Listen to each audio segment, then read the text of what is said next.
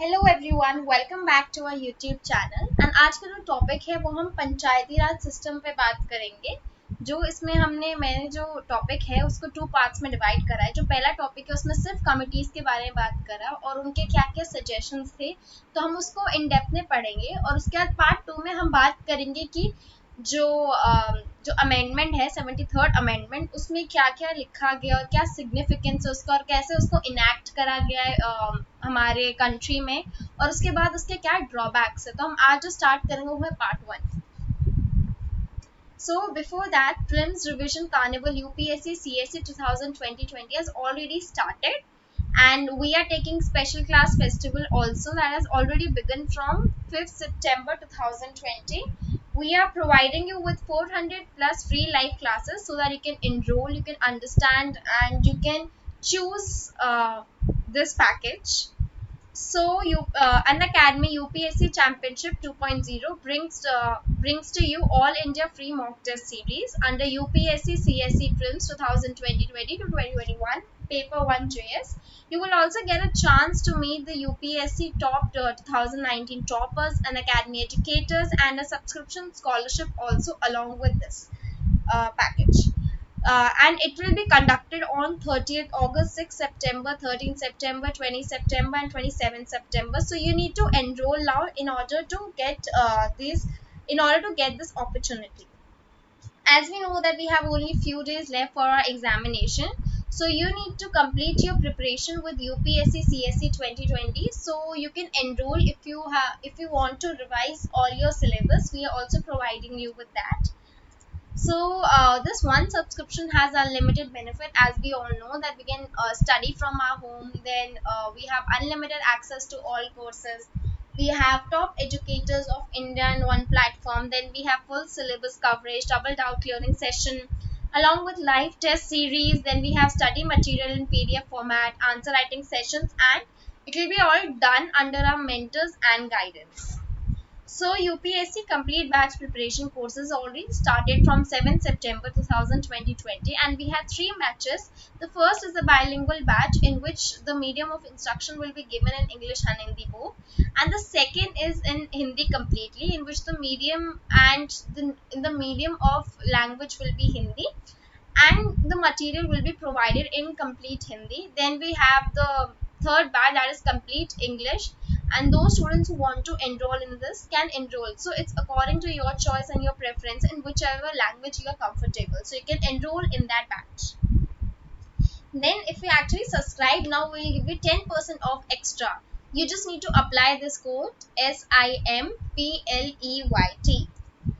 and we will also provide you with the daily current affair test series that is free completely along with this package, and it will be given on 7:30, 20 question, 20 marks, and it will be of 40 marks, the whole paper. And along with that, you will also get your test analysis, your strong and weak points. So if you really like our YouTube channel, and if you find the YouTube videos very informative and beneficial for all the students, then you should enroll in this and subscribe or join our YouTube channel, Telegram or Facebook, in whichever social media you are active. So let's start our chapter with the introduction. So basically, what is Panchayati Raj? So Panchayati Raj is basically a new concept that has actually amended in after 1990s, and it was already there in India in ancient period of time. But let's talk about the present era. We will learn about all the committees which actually suggested the uh, various ways in which we can actually amend the Panchayati Raj system, and we can make our whole government, we can make our democracy more autonomous. And we have as we all know that we have three tier of governments instead of two. So we just want to give representation, and we want so the people so the government wants to give representation to each and every part of the section of the society, and decision making will be taking place at every level. So let's start with the topic. So Panchayati Raj system basically actually signifies the rural self-government, as we all know, and it was established in all states of India by the acts of the various state legislatures so that they can build democracy at the grassroots level. It was not mandatory, but then initially first Rajasthan adopted, then after that many other states enacted this Panchayati Raj system in their areas. So it is actually entrusted with the rural development, and it is a constitutionalized through 73rd constitutional amendment, as we know, in 1992. So let's talk about the evolution of Panchayati Raj. So in this we will talk about the various committees that were formed during various government, and what are the suggestions that they provided us, so that we can incorporate it in the Panchayati Raj system.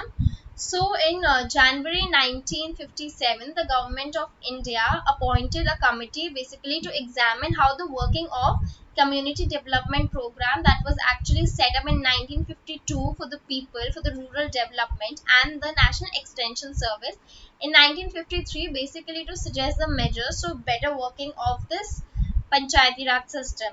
So over here, the chairman of the committee was, as we all know, Balwant Rai G. Mehta, and the chairman of the committee, he submitted a report in November 1957, and he recommended that the establishment of scheme like the democratic centralization should be there, which was ultimately known as the Panchayati Raj system.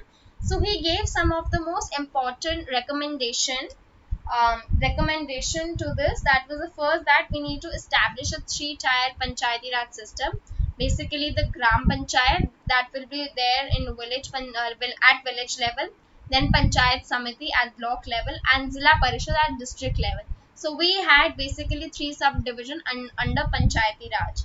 Then these tiers, or these three levels, would organically work through a device of indirect elections. So basically, there would be indirect elections for this.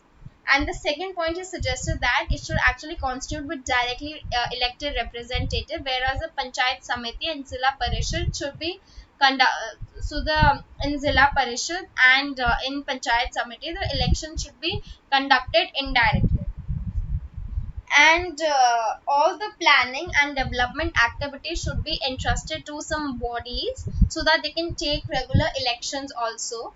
Now the Samiti should also be the executive body, with the Zilla Parishad should be the advisory, coordinating and supervising body who will look after all the functions of their.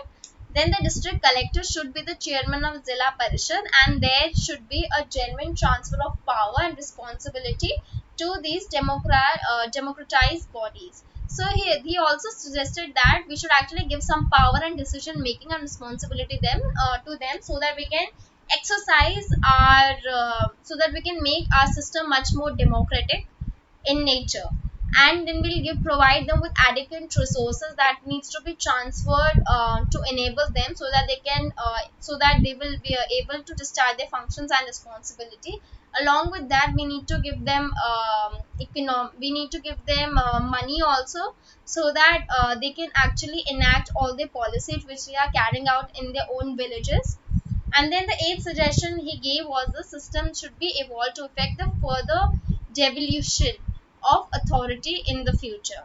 So over here, these recommendation of committee were basically accepted by the National Development Council in January 1958, and the council did not insist on a single rigid pattern, or left its states to evolve in its own pattern to their own local condition. So among this, Rajasthan was the first state to establish Panchayati Raj system, and this scheme was inaugurated by the Prime Minister on October 2, 1959, in the Nagaur district. And along with Rajasthan was followed by Andhra Pradesh, which also adopted the system in 1959. So basically, after that, many other states also adopted this system. So though most of the state tried to they created Panchayati Raj system around in 1960s, around in mid 1960, but there were many differences from one state to another, because regarding the number of tiers, relative position of Samiti, Parishad, their tenure, their composition, function, finances, and everything varied. So if let's talk about the Rajasthan, if we take for example, the Rajasthan adopted the three-tier system, while the Tamil Nadu adopted the two-tier. and West Bengal adopted four-tier system. So basically, every state adopted different tiers of government for their own, looking after their own conditions and looking into the various parameters. And some state also established the Nyay Panchayat, that is also known as judicial panchayat, who will actually try to look into the petty crime or criminal cases. Now let's come on to the second committee, that is very important, the Ashok Mehta committee. So in December 1977, the Janata Dal tried to set up a committee regarding on Panchayati Raj institutions under the chairmanship of Ashok Mehta. So he submitted this committee submitted their report in August 1978, and they actually made 102 recommendations to revive and strengthen the declining Panchayati Raj system in our country. So the first recommendation they provided us with that it should be a three-tier system of Panchayati Raj that should be replaced with the two-tier system, that is Zilla Parishad at district level, and below that we can have the Mandal Panchayat that consists of a group of villages with total population from 15,000 to 20. And the second point he talked about was that a district should be the first point for decentralization under the popular supervision of below the state level. Then the third point that Zilla Parishad should be executive body and made responsible for planning at the district level. There should be official participation of all the political parties in the panchayati elections. And the Panchayati Raj institution should have compulsory powers of taxation to mobilize their own finances also. There should be regular social audit at district agency by a committee of legislatures. The state government should not supersede the Panchayati Raj in case of imperative supersession. The election should be held within the 6 months from the date of supersession. Then the Nyay Panchayat should be kept as separate bodies at development, and they should not be proceeded with a over and they should be proceeded over by a qualified judge. And many other recommendations were made, like a minister for Panchayati Raj should be appointed in the state council, then the chief electoral officer in the state, then development functions should be transferred to Zilla Parishad, and many other. Due to the lapse of the Janta government before the completion of this term, no action could be taken on the recommendation of Ashok Mehta committee at the central level, but the three states like Karnataka, West Bengal, and Andhra Pradesh took some steps of panchayati by keeping in view the Ashok Mehta committee. Now let's come on to the GVK Rao committee. So this basically committee tried to review the existing administrative arrangements for the rural development, and they made the policies that were poverty elevation programs that basically targeted the people that were below poverty line. And under the chairmanship of GVK Rao was appointed as a planning commission in 1985. So this committee came to the conclusion that the development process was directly getting bureaucratized and weakened the Panchayati Raj institution, which actually resulted in what he was talking about, the grass without roots, because there was no decentralization of Panchayati Raj, and it was just the upper layer that we can actually see through our eyes. So it was not very strong, because if you want any government, or if you want any democracy to be strong enough, then they should have a strong hold in the soil also, so that the grass can grow beautifully and much more in healthy manner. Same thing that, and he has also termed the same term for our democracy also, that it should be strengthened from within, and then only the results and output could benefit a larger section of the society. Now let's talk about the recommendation that he made. The first recommendation he was talking about was a proper there should be a proper unit for planning, and he told that he also said for planning and development, and Zilla Parishad should become the principal body of management of development program, which can be handled at the same level. Then the Panchayati Raj system should be given some important role in respect to planning, implementing, and monitoring all the policies and schemes of the government. Then we can talk about that some of the planning functions at the state level should be transferred to the district so that they can use this for units of decentralized district planning. Then a post for a district development commissioner should be also created. He should act as the chief executive of the officer of a Zilla Parishad and should be charged of the development. And then the last point, he suggested that there should be elections held regularly for the Panchayati Raj system, and it was found the elections were overdue for one or more time in most of the states. So this committee also, in the scheme of decentralization system in the field administration, assigned a leading role to Panchayati Raj in local planning and development in respect to a JP Rao committee that differed in 1986 from those that the committee that was set up at the district level. So we can also talk, the committee recommended that the collector should be coordinator at the district level for all the development planning activities. And with respect to the all the committees which made, then finally JV Rao committee, which recommended reduction in the development role of district collector, which assigned a major role to Panchayati Raj system in the administration. Then let's come on to the next committee, that is LM Singhvi Committee. So basically, this committee was set up in 1986 during the Rajiv Gandhi government period, and it appointed a committee basically to prepare a concept paper on revitalization of the Panchayati Raj institution for democracy and development under the under the chairmanship of LM Singhvi. So basically, they recommended some of the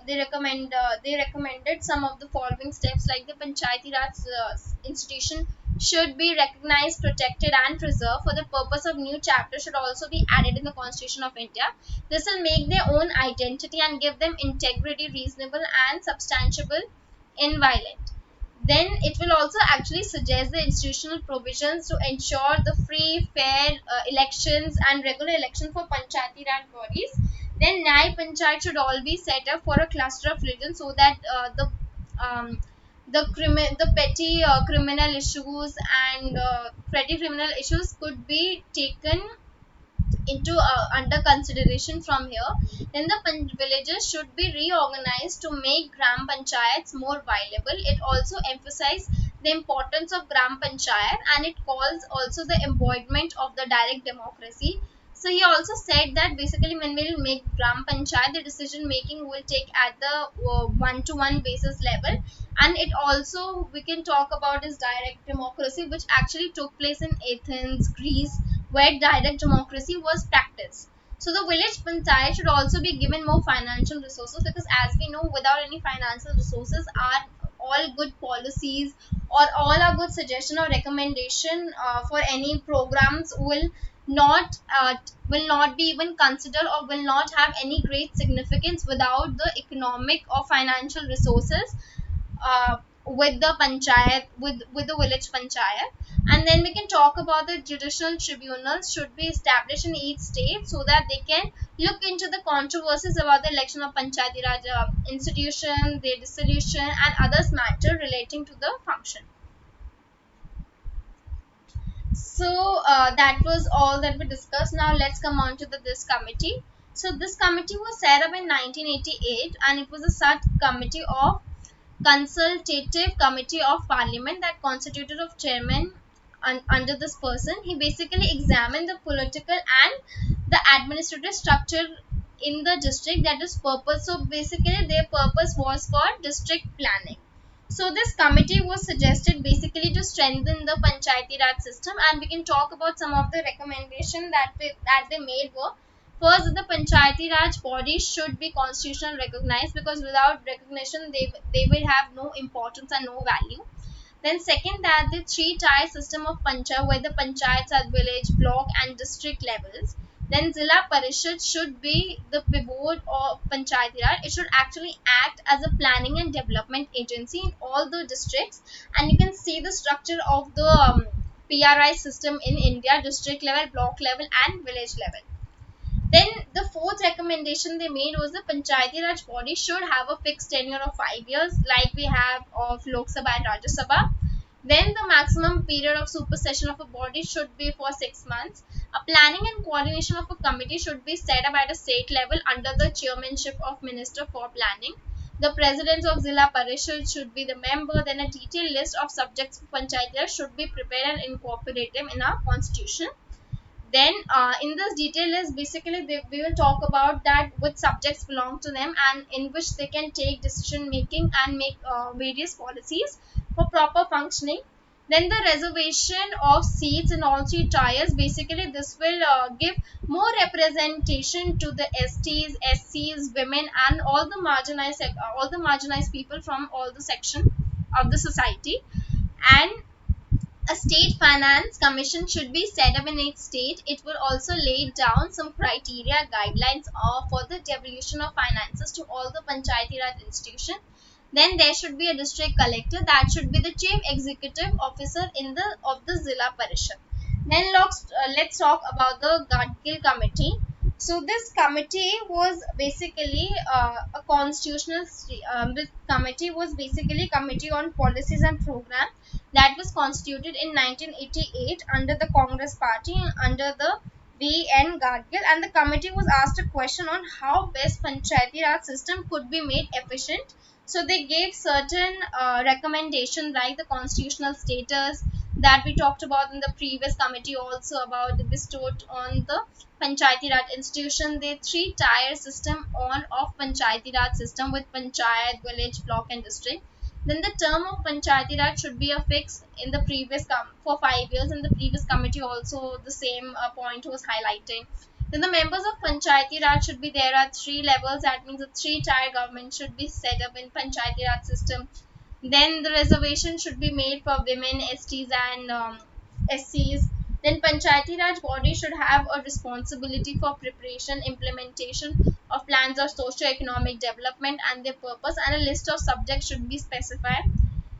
Then the Panchayati Raj body should be empowered to levy, collect appropriate taxes and duties so that they can generate their own funds for their policies. The establishment of State Finance Commission for the allocation of finances to the Panchayat. The establishment of State Election Commission so that they can conduct the proper and regular election that should be free and fair of Panchayati Raj system. Above all the recommendations that were made in the previous committee, the Gadgil committee was the basis of drafting the amendment bill which aimed to conferring the constitutional status that was given for the protection of Panchayati Raj system. Now let's talk about the constitutionalization that we talked about what Rajiv Gandhi government, VP Singh, and Narmira Narasimha Rao government did. So basically, Rajiv Gandhi government basically they introduced the 64 Amendment Bill in the Lok Sabha in July 1989 to basically constitutionalize the Panchayati Raj institution and make them more powerful and broad-based for everyone. Although the Lok Sabha bill was passed in August 1989, but this was not approved by Rajya Sabha. So this bill was opposed by the opposition on the ground that it sought to strengthen the centralization in the federal system. Now let's come on what VP Singh government did. So basically the National Front government was soon after they are assuming office to the power in November 1989 under the Prime Minister membership, as we know who was VP Singh, and he announced that he would take some steps to strengthen the Panchayati Raj system. So in June 1919, a two-day conference was set up for all the state chief minister under him and to discuss the issue relating how can we strengthen our Panchayati Raj bodies, and a conference approved the proposals of the introduction for the fresh constitutional amendment bill. A constitutional amendment bill was also introduced in the Lok Sabha again in September 1990. However, the fall of government resulted in the lapse of bill again. So this government also could not pass this bill in the in the assembly. Now let's come on to the Narasimha Rao government. So Narasimha Rao government, the Congress government under the prime ministership of PV Narasimha Rao once again got this bill considerate matter in the basically on the constitutionalization of Panchayati Raj bodies. It drastically modified the proposal in this regard to delete the controversial aspect and introduce a constitutional amendment bill in Lok Sabha. in September 1991. So finally, after the after the three attempt, this bill was finally emerged as the 73rd Constitutional Amendment Act in 1992, and it came into force on 24 April 1993. Thank you so much for listening. My lecture, and if you really like this video, then please like and subscribe and share. Thank you.